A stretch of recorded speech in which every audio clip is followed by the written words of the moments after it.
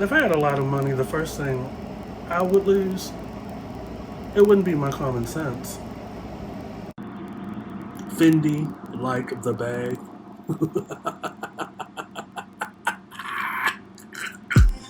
This is the I Refuse podcast. Hey y'all, it's Mr. Fox of the I Refuse podcast. I'm in here with my Pat Sajak Mike, so you know I'm about to get real nasty, and real ugly, and ignorant. So, a lot. A lot has happened just the past 24, 48 hours. I don't even know where to start. I was out of town, was at a nice little lodge in southeast Ohio to celebrate some things, birthday or whatever. Make another video about that. I caught part of the VMAs. Of course, Potomac comes first. I caught the 9 to 11:30 part of the VMAs. Then the MET Gala happened, and just when you thought it was safe to come outside,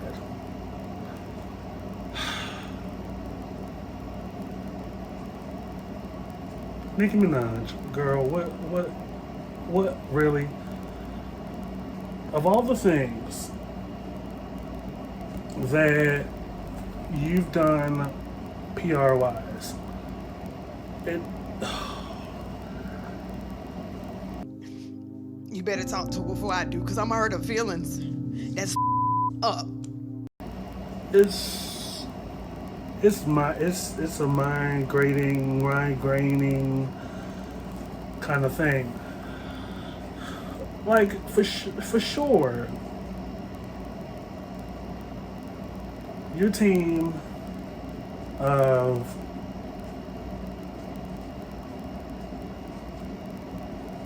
professional ratchets didn't put you on a polycom one day and was like, yeah, you might want to think before you hit tweet. For those of you that don't know, probably by now you have, she went after the end of the workday on the 13th, which was yesterday, decided to share with us this antidote. Personal antidote, right? In defiance of scientific knowledge about the vaccine.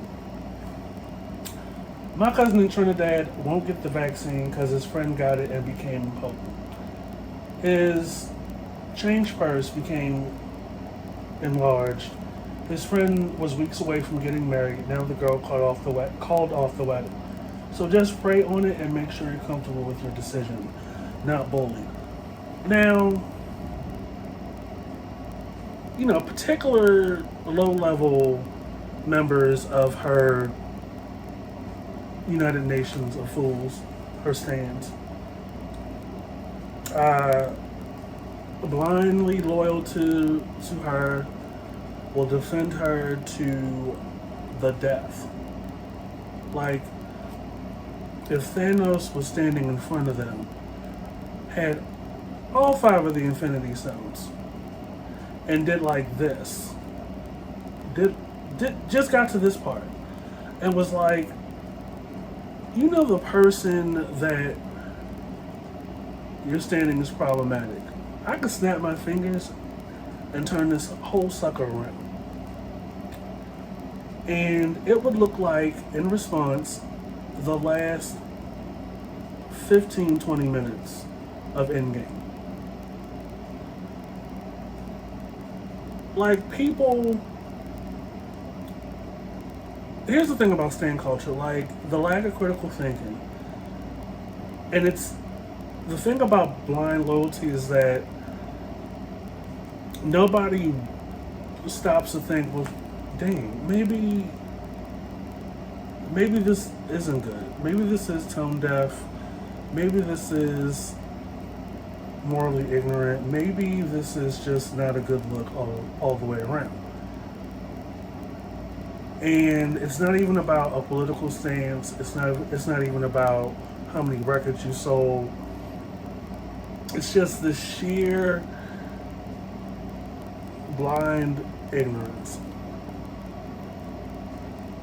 Like people are trying to go against science and common sense and what's right in front of you, right? And personally, I tried to get into Nicki Minaj early on. Her features for probably the first 5 or 6 years of her career, I could take. Couldn't really get into the whole colored hair thing. I just don't really get into the whole gimmick aspect of music or hip hop, and then because it just takes away from what you're saying, right? And then she decided to rhyme, what was it, China with China 25 times. So at this point, it's probably like a good 2 or 3 songs off the last album. I could be like, okay, these are pretty cool. But I just can't with this, like, girl. The one thing you don't want to be in life is the main character on Twitter, right? And even more so when you're a higher profile person. Because it's just hilarious. It's comedy at this point. Like, the endless memes, the endless streams of the variations people take to this, like, if you don't take it, this will happen. And I'm like, okay, girl, like, this, you cannot be serious. Like, for some of us out here on the sidelines, we're like, that's not why his change purse is going through some things. It's not because he chose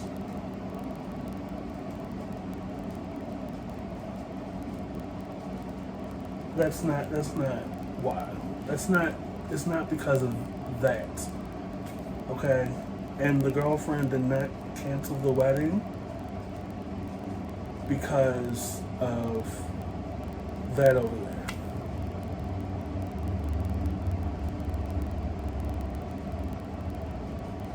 Not because of that over there. For a lot of us that are in the thread, we're able to read between the lines. There are a short list of things that occur before the wedding that would cause the wedding to be canceled. Short list of things. Could be from the bachelor party. It could be something that's been ongoing for years and during the course of that relationship, or even months leading up to the wedding. And from that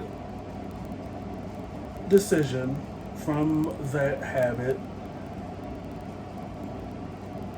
something else happens. And it's something that requires some involvement from a very smart person who has the means to help you. Now, how you go about getting that resolved without person B being notified, that's between you and your mail carrier or you and your insurance company or whatever. But, Onika, I'm willing to bet all of my 401k, my overpriced car out front, Hell, I'm even willing to bet my air fryer that the man has lost some function because of that over there. That helps a lot of people out. And then you want to go ahead and try to tie it to this narrative that people are getting bullied over it. And I'm like, nobody's being bullied, but we're kind of at a point in life right now where we kind of have to like be a little wiser, be a little smarter, and rely on what has always gotten us through.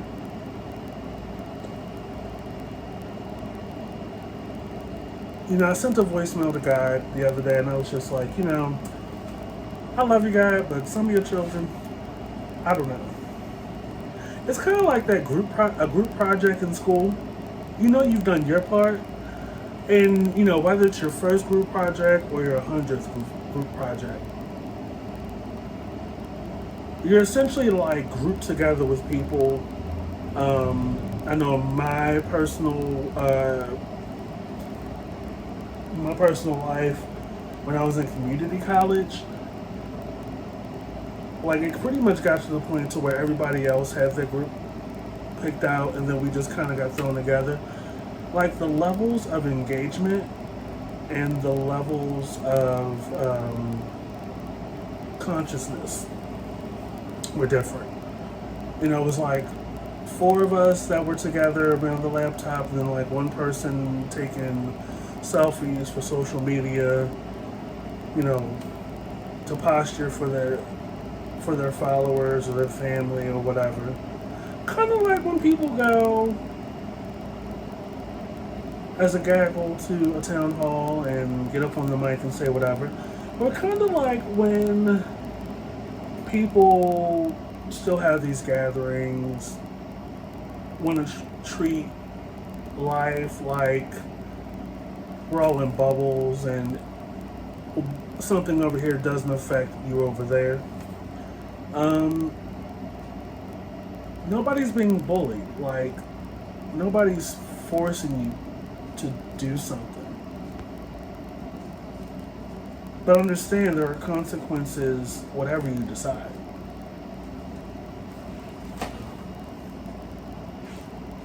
And this is coming from somebody that normally doesn't go with the grain.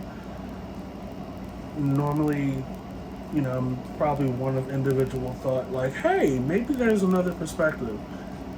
But I'm not playing when it comes to what I value the most.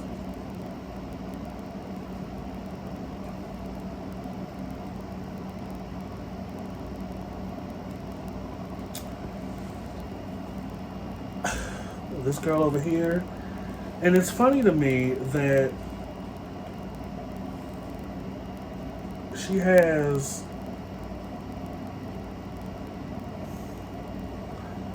it's funny to me that she has all this silicone but is skeptical about science.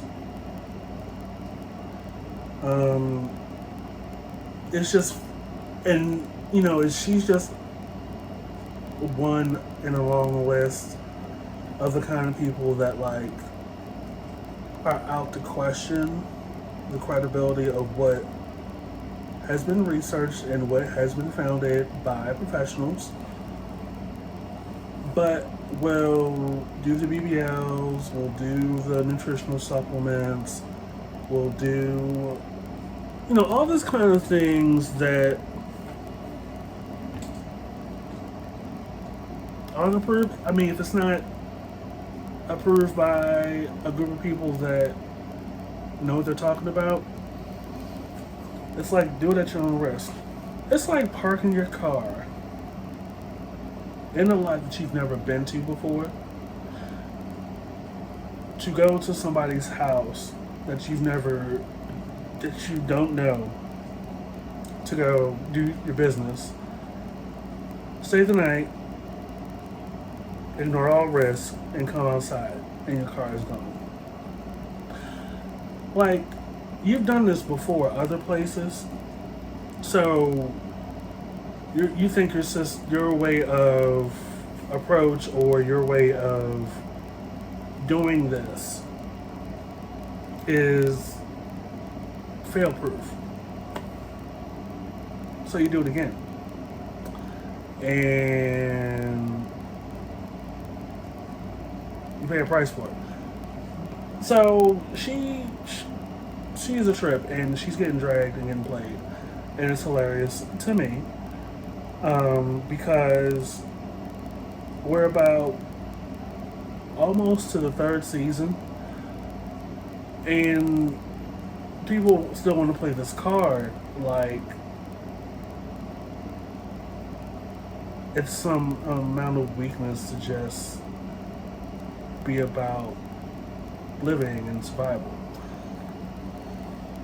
So I'm moving on from her, but before I do, I'm just like, this is probably why she doesn't get respect from credible people. Like, okay, your pen game's good, the lyricism is okay, but let's not act like your image and your packaging and your style was self-made. Like, you are influenced by people that came before you. And I'm moving on. So, I watched Potomac the other night before I left Southeast Ohio. I was determined to watch it. Because like I said in one of my previous videos, the Bravo app just can't seem to get with it. And I know I'd be right on top of the damn router. So I managed to watch a new episode in the hotel Sunday night. And I can start from where I came in. I don't really think, first of all, as much as y'all love Candiace and y'all go up for her regardless of what she says and what she does, she is not, for her to go at Ashley the way she does and continues to do, before, during, and after the Monique situation,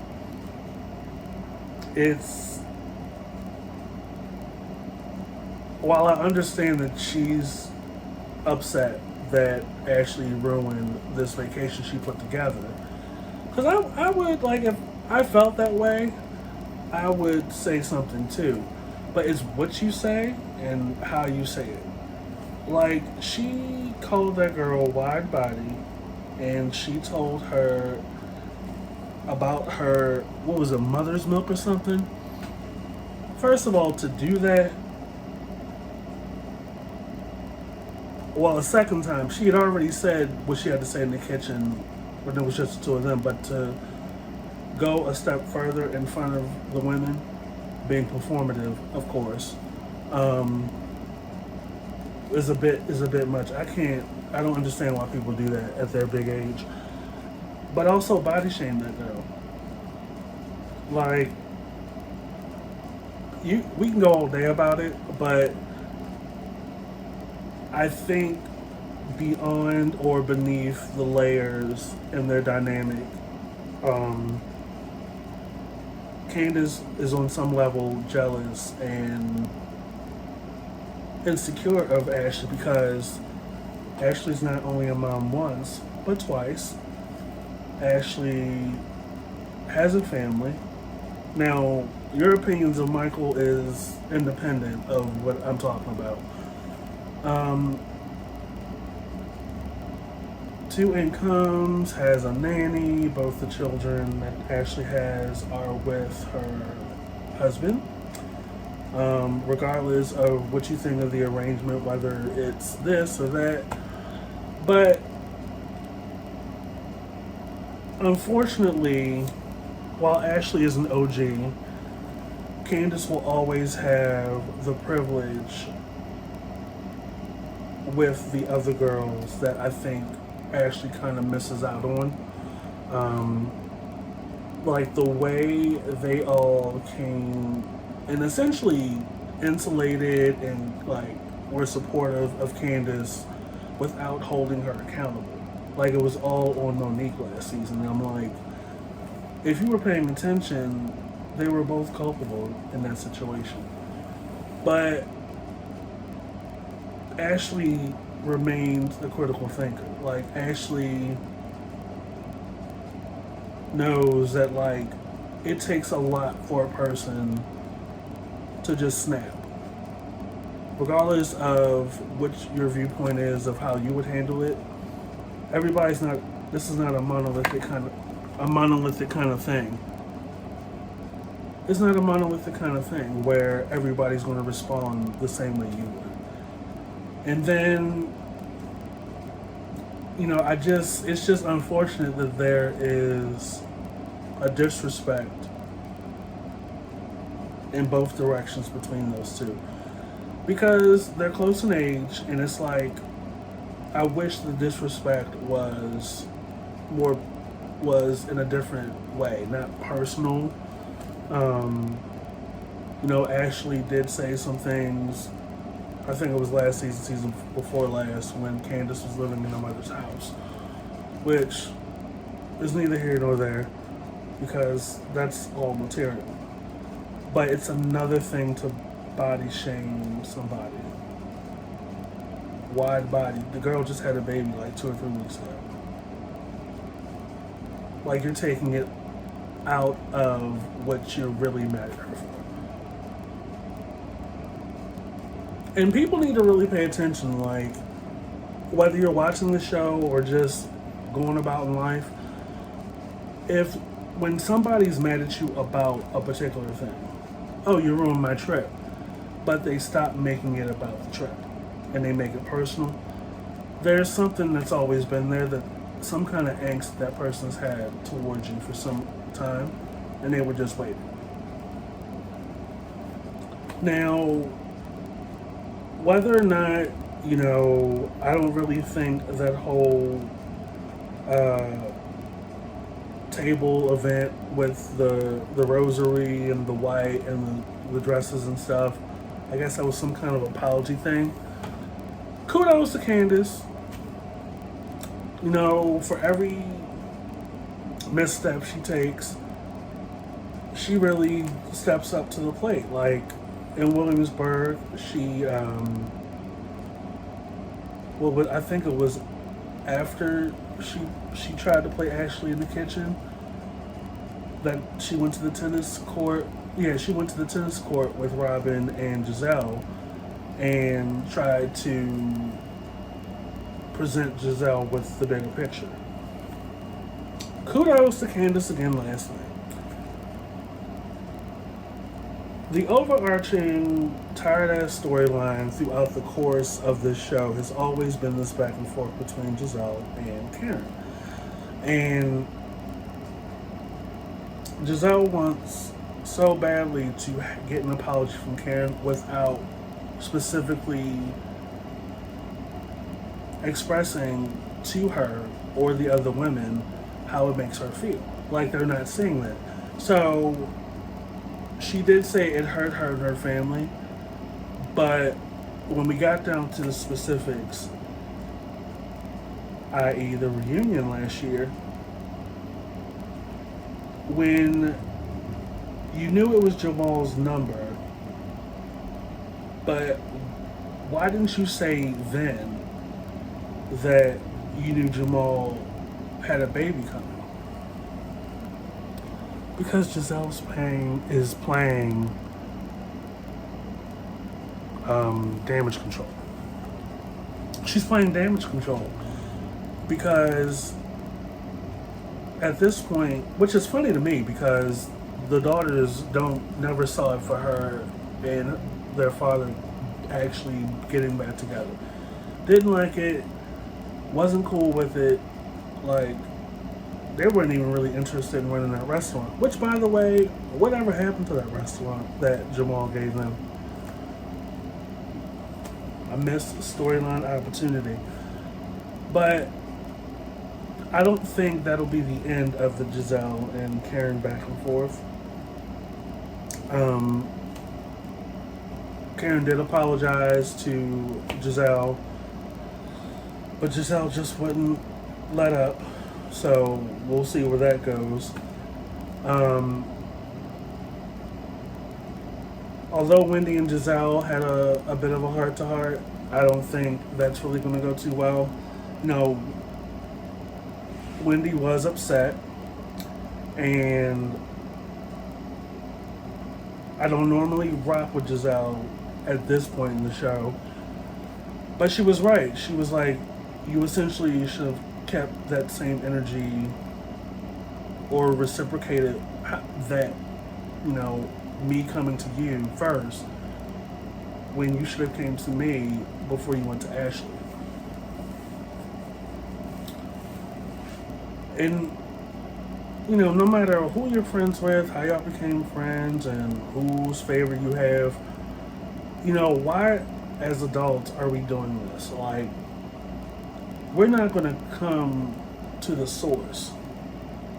We're going to talk around you.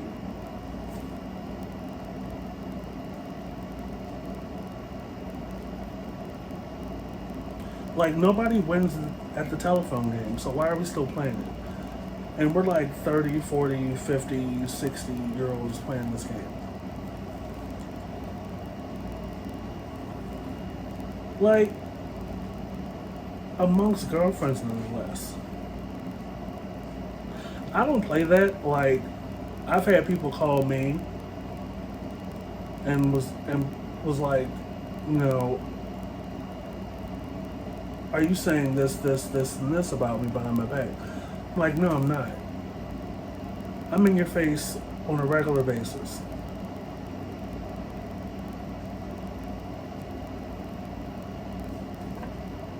And then there have been times when I've said something at work about somebody's cooking, and then it comes around to them as something else. No, I did not say your spaghetti was nasty. I said there was hair in your spaghetti.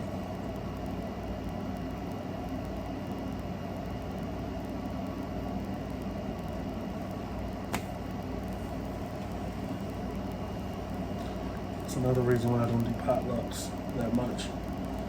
Nevertheless, like, Potomac was a pretty dry episode. It looks to me like they're stretching the show out, leading up to the salad tosser. I need to know what led up to that and what the fallout was. Like, and is this going to be another season where it's like a major conflict or a semi-physical conflict is the draw to the season, and then once we get to that apex, the rest of the season is a damn powwow and more division. I don't know.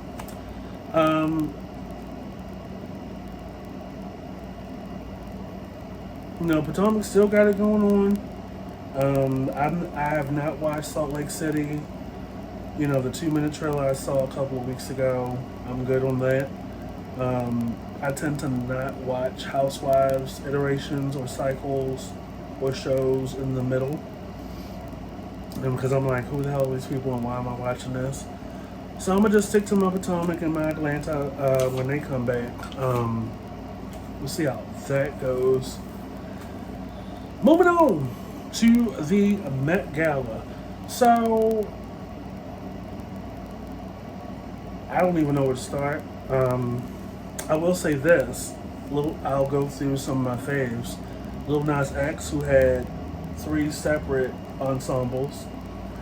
I loved the Gold Armor ensemble. And I also loved the the glittery Sylvester inspired, my opinion, ensemble they came back out in. I loved, what's Eugene Levy's son's name? Alex, Andrew. I loved his ensemble. I believe the theme was basically every day.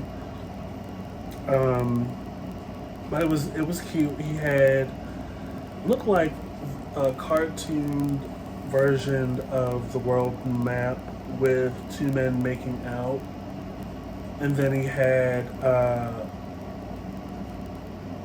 a blue satin ruffle thing down both the shoulders, down the sleeves.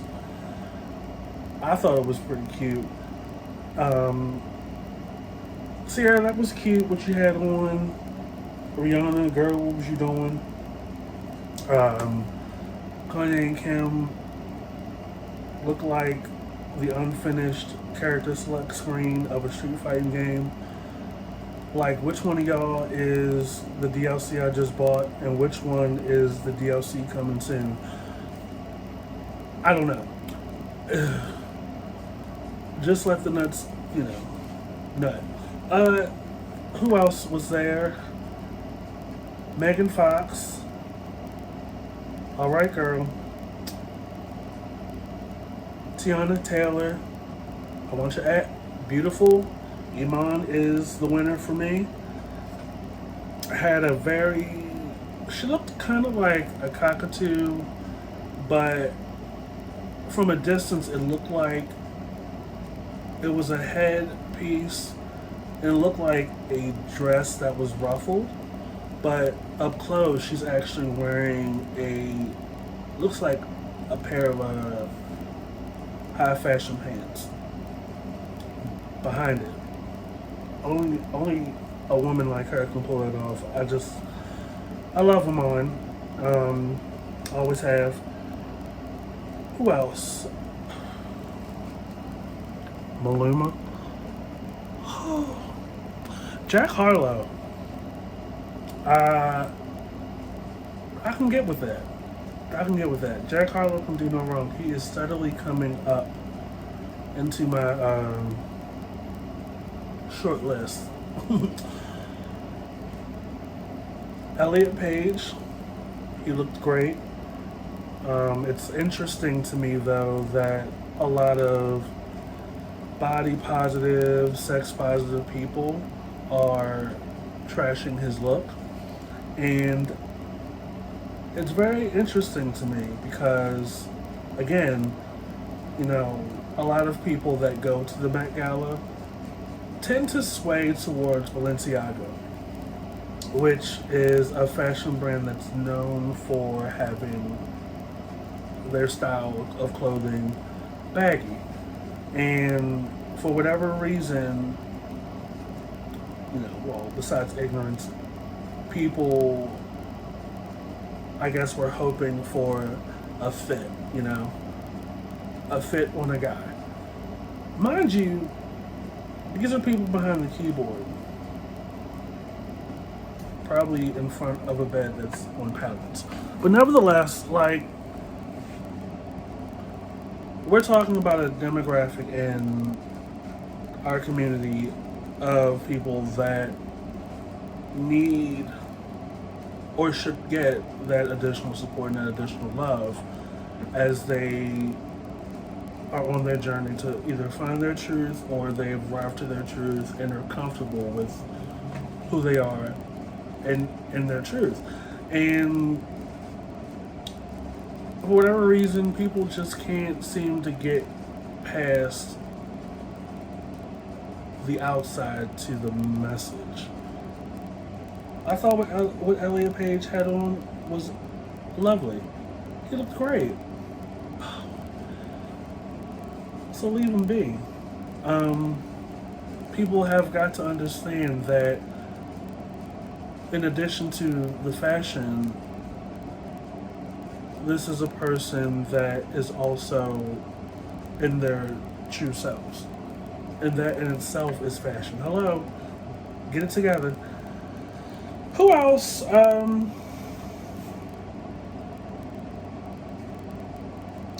there was somebody that had on an outfit with a horse's head. I thought it looked like an Instagram or a Snapchat an emoji. I was like, oh, this is very nice. I looked for the abstract, the interesting. I remember one year, I don't think it was the Met Gala, but I think a lot of people know or remember when Bjork wore the swan dress. Stuff like that. I mean, come on. So there was definitely some standouts for me. There were some people that I believe thought the assignment was wearing black. Like I said, Kim and Kanye, both looking like an unfinished video game characters, DLC. And then Rihanna, who is typically the trendsetter all up and through the Met Gala. Like, for at least 4 or 5 years, she has been the topic at the Met Gala, like the moment. The yellow long overcoat with the headpiece, that was amazing. And then she had another year she had something else, but when she was doing music, all the way up until Anti, I think. Between Anti and I think Loud. Between her last 2 albums, like every year for about 4 or 5 years, she just had a moment. This current Met Gala that just passed, she looked like the corner in my bedroom with the laundry. The hat was wrong. What in the glad bag? I just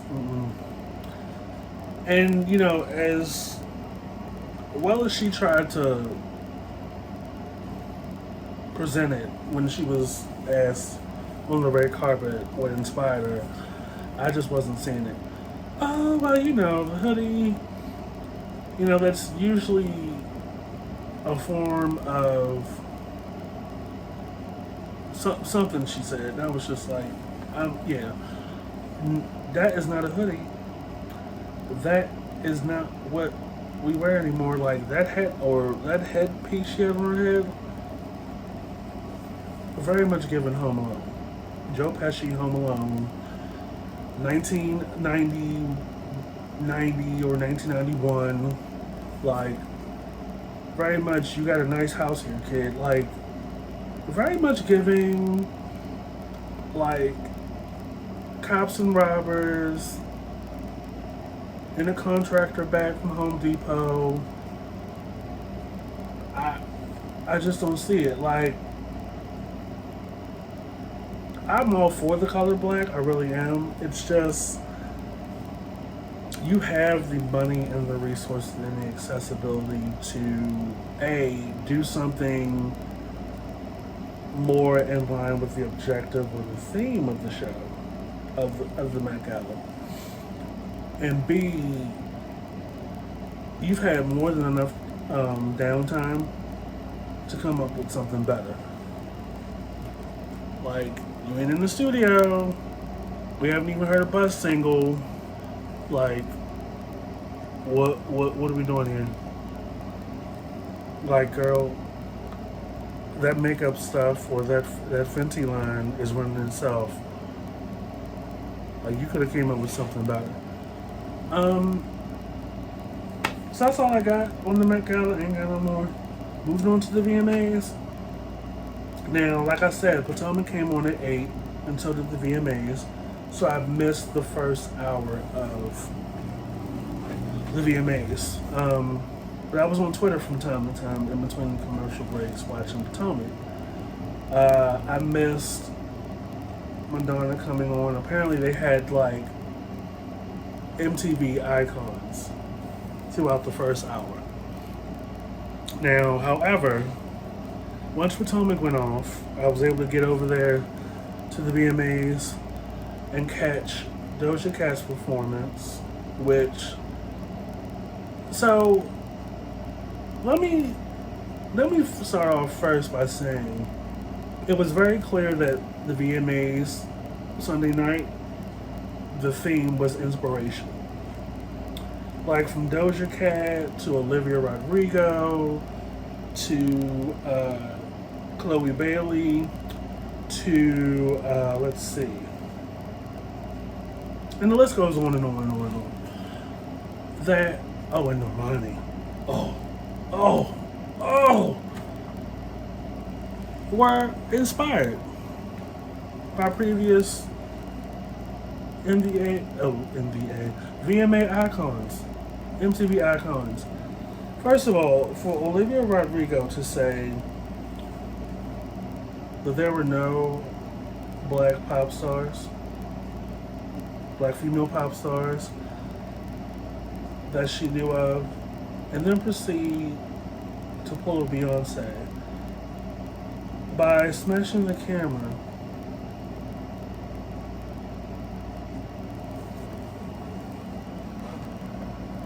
I know Beyonce is somewhere like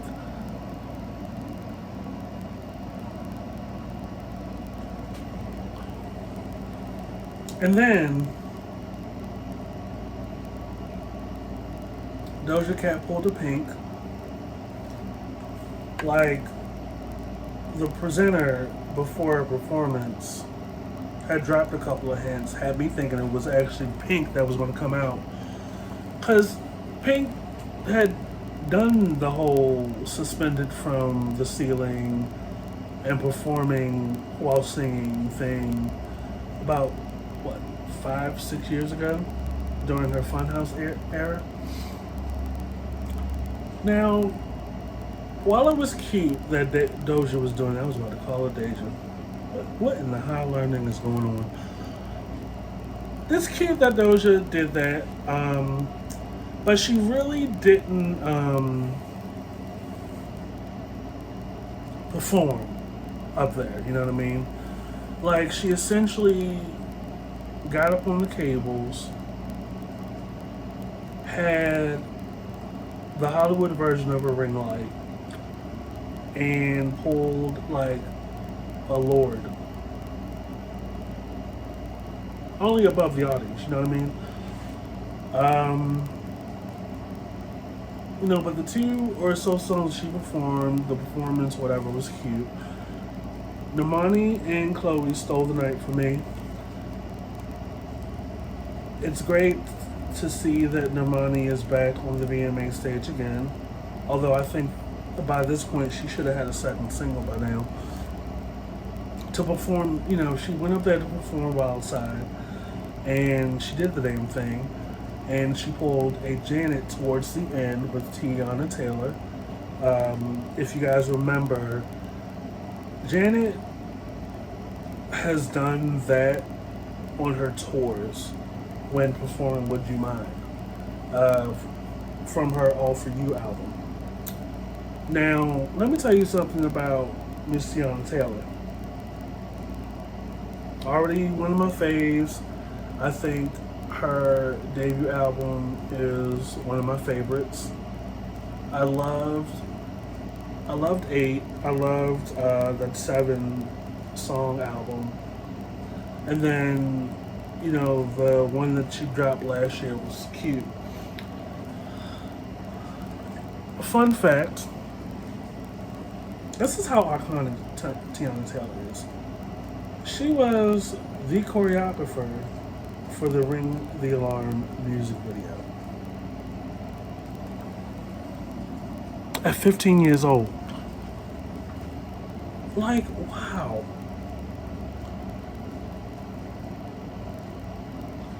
So, I love that Normani is tipping her hat off to Janet. It's very important, I think, at this point to give Janet her roses, even though we're probably about 10 years too late. By the way, I cannot wait for her documentary on, was it Lifetime? I almost said A&E, but I'm like, that's not the right channel. I just hope it's not watered down. But here's the thing, like, I really want Normani to have a big debut. Like, she's been toying with this music thing solo. Now, solo, she's been kind of dropping cute songs here and there, and then kind of disappearing. And we're like, either the marketing or the rollout or your management team is just dropping the ball. Like, Wild Side is a cute song, but it's not a long-lasting banger. Dancing with a Stranger should have been the time. You know what I mean? Because that song was everywhere, and the song is awesome. I don't know what's going on over there with her team. Like, she has all the goods. She has all the goods. And Motivation was cute. I don't like, they keep missing the opportunity. Doesn't have to be like a double album. Like a nice little 9 or 10 song. Something like some kind of setup like 7th Streeter. That's it. Like, it's not that hard. Now, Lil Nas X, love that he got Video of the Year, as he should have, because there was no getting around Montero. There was no getting around Montero at all. His performance was on. The red carpet look, I like. Very much giving Phantom of the Opera at Purple Rain meets Randy Watson. Give it up for Reverend Brown. Been my reverend since I was a very, very, very little boy. Very much giving Vampire in Brooklyn. But I'm gonna stop, because I love what he's doing. I love that he's a troll on social media. He is witty and funny and never misses. Also, I love the chemistry between him and Jack Harlow. And Jack Harlow, like, the amount of drip that man has. And they perform so well together. And did y'all see Billie Eilish's brother Phineas's reaction to Lil Nas's reaction? I was like, this is like the cutest thing. He was like,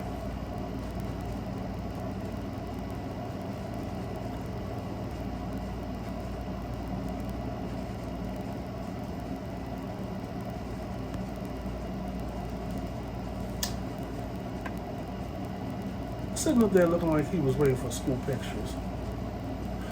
Nevertheless, you know, the show so far was pretty cute. And then Chloe Bailey came through and shut that shit down. Now understand, like, there was some, whenever there is, I guess, additional light or more success with one person comparable to another person, people want to get on behind their keyboard and just throw a couple of buzz hot words together that they know will cause a reaction. For example, when people saw that Chloe Bailey's song Have Mercy was getting more coverage, more success as far as like sales and streams, and more conversation and attention was given towards her, than it was to Normani and Wildside. People wanted to yell colorism, and I'm like, okay, probably the reason why it was more Chloe Bailey's Have Mercy got more attention, more success or whatever was because the clip of the song was on TikTok months before the actual release of the song.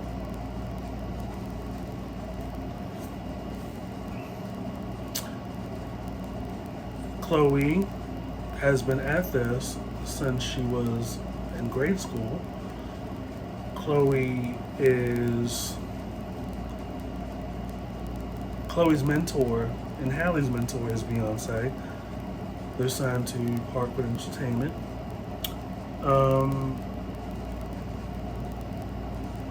They dropped like the best album of 2020. Also, the video served. The Beyonce influence, inspiration is all up and through. You can't go wrong. You can't fail when you're with Beyonce, right? When everybody knows you're associated with Beyonce in some fashion, right? Kind of like the same thing with Jay-Z. Like, you can't fail when you're part of Roc Nation. Like, the moment that Meg Thee Stallion, this is my opinion, went from 5150 or 5100 over to Roc Nation, the girl won like 3 to 5 Grammys in one night. And she deserved every single one of them. There was no stopping Megan Thee Stallion last year. And there's still no stopping her. Like, what do you want? You know? Like, Normani is not, everything is not colorism. These are both talented, successful musicians.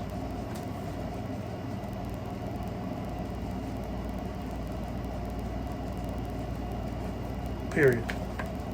Everything is not colorism.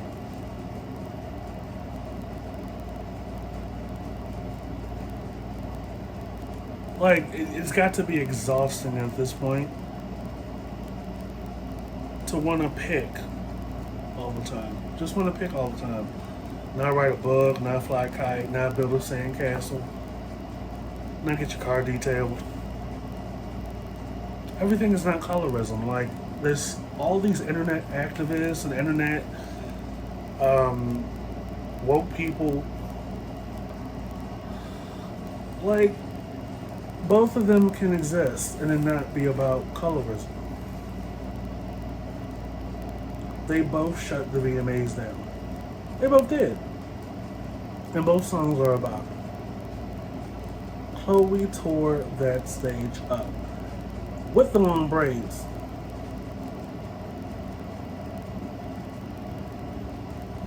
Like, so just leave it where it is.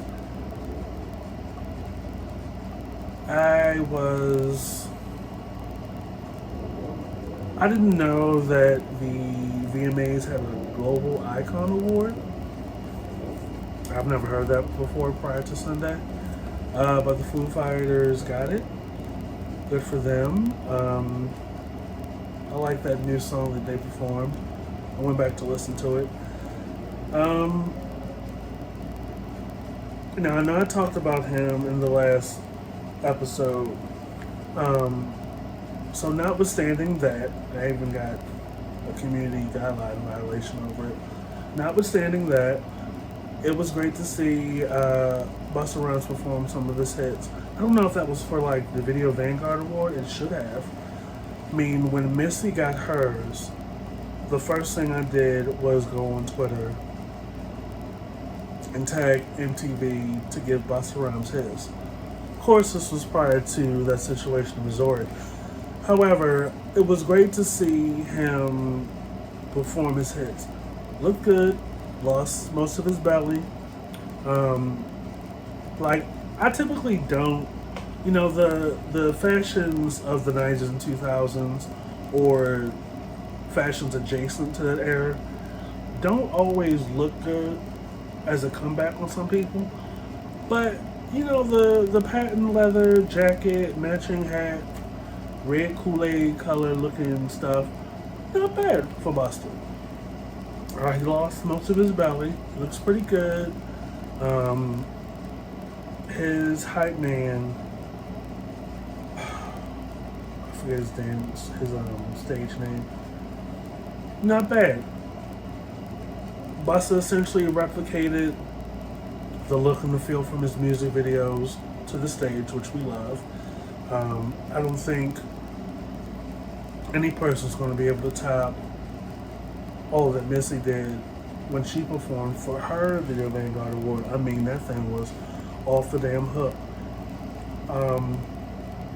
But it was good. Like, I love seeing artists that I grew up listening to get up on stage in, you know, this current generation and remind people like why they're so great musically.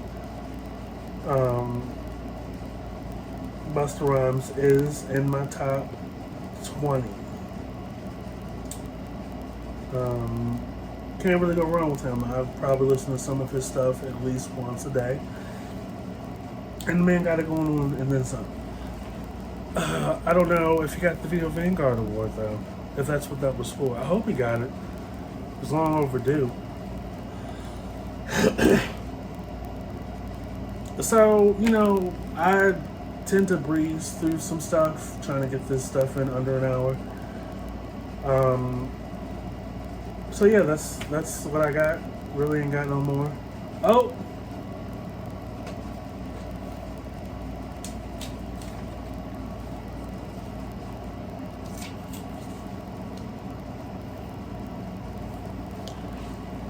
Justice for Kendrick Johnson and justice for Tamla Horsford. There is no way you can convince me that the black woman that went to an adult sleepover surrounded by a bunch of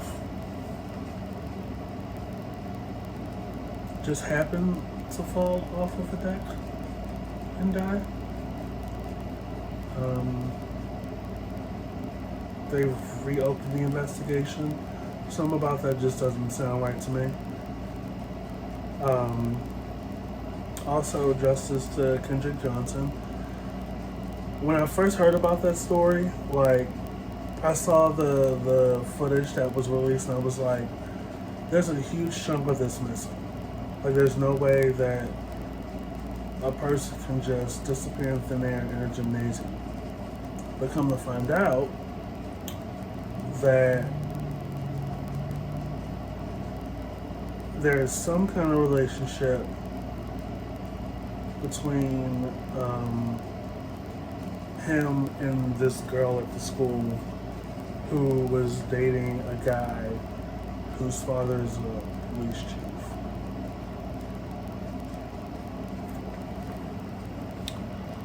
Now I'm gonna tell y'all, like, privilege and supremacy exposes so much more than people think. Because ain't no way. And I hope his mother out there gets the justice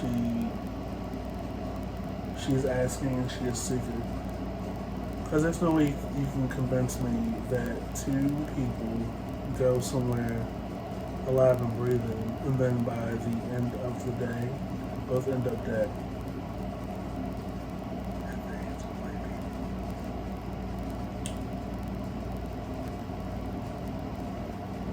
So this is the I Refuse podcast. This is Mr. Fox. Be sure to follow and subscribe. Link is in the bio. We're on Twitter, Instagram. We're everywhere, and we're not going anywhere. So drink lots of water, park in your assigned spaces, mind your business, pay your bills, and stop your kitty cat game.